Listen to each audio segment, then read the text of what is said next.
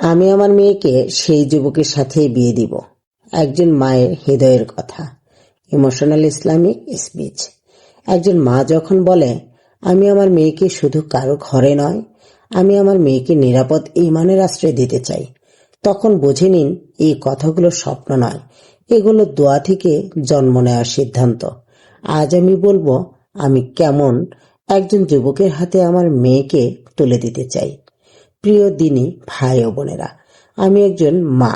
আমি আমার মেয়েকে সেই যুবকের সাথেই বিয়ে দিতে চাই যে আমার কাছে কোনো দাবি নিয়ে আসবে না, না দামি আসবাব, না বড় বাড়ি, না দুনিয়ার চাকচিক্য।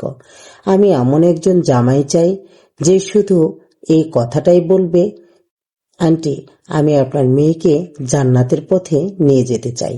যে জানবে একজন স্ত্রী শুধু সংসারের দায়িত্ব নয়, সে আল্লাহর কাছে এক বিশাল আমানত।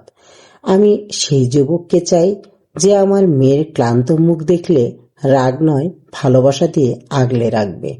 যে কখনো বলবে না তুমি নামাজ বাদ দাও, বরং যে বলবে চলো একসাথে আল্লাহর কাছে মাথা নত করি। যে আমার মেয়ের পর্দাকে বোঝা মনে করবে না, বরং সম্মানের চাদর মনে করবে। যে হারামের পথে যেতে উৎসাহ দেবে না, বরং হালালের পথে দৃঢ়ভাবে দাঁড়াতে শেখাবে। আমি এমন একজন স্বামী চাই যে আমার মেয়ের চোখের পানি দেখলে আল্লাহকে ভয় করবে। যে রাগের সময় হাত তুলবে না, বরং নিজের নফসকে দমন করবে। আমি চাই আমার মেয়ের ঘর হোক শান্তির, আর তার স্বামী হোক জান্নাতের সঙ্গী। আমি ধন চাই না, আমি বিলাস চাই না।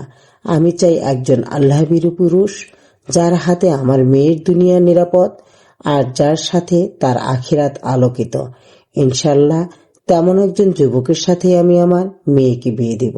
কারণ একজন মা হিসাবে আমার সবচেয়ে বড় স্বপ্ন আমার মেয়ের দুনিয়া ও আখিরাত দুটোই যেন জান্নাতের পথে থাকে। হে আল্লাহ, আমাদের মেয়েদের এমন জীবনসঙ্গী দান করুন যারা তাদের ঈমান রক্ষা করবে, যাদের হাত ধরে তারা জান্নাতের পথে চলতে পারবে। আমিন। ভিডিওটি যদি আপনার মনের কথা বলে থাকে তাহলে একটি লাইক দিন, প্রিয়জনের সাথে শেয়ার করুন, আর এমন আরো ইসলামিক বার্তা পেতে চ্যানেলটি সাবস্ক্রাইব করুন। আমাদের সাথে থাকুন। ধন্যবাদ।